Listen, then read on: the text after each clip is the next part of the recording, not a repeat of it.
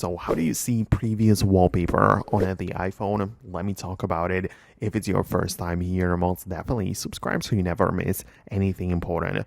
So the wallpapers in the latest versions of iOS work in wallpaper pairs. It means that the lock screen and home screen wallpapers are kind of like paired together.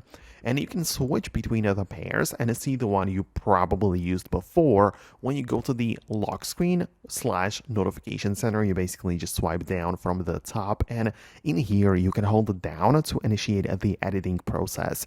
And you can just horizontally swipe through the available wallpaper pairs. And it's very likely, as I said, that if you switch between them, you will find the one you have used before. So if you want to switch back and forth, that's how you can find it. Obviously, it also applies to the home screen, so you need to manage it separately, but that's the place where you can switch it. Obviously, you can customize it individually and also add some widgets or, I don't know, like change the font or clock type or whatever. And also you can swipe up on the individual pairs to delete them. So if you never want to like use one again, you can swipe up on it and it's gonna disappear for good. Keep in mind that you can also find a dedicated wallpaper section within the settings where you will as well have the ability to edit it in the same way. So if you prefer a different approach, you can find it in the settings too.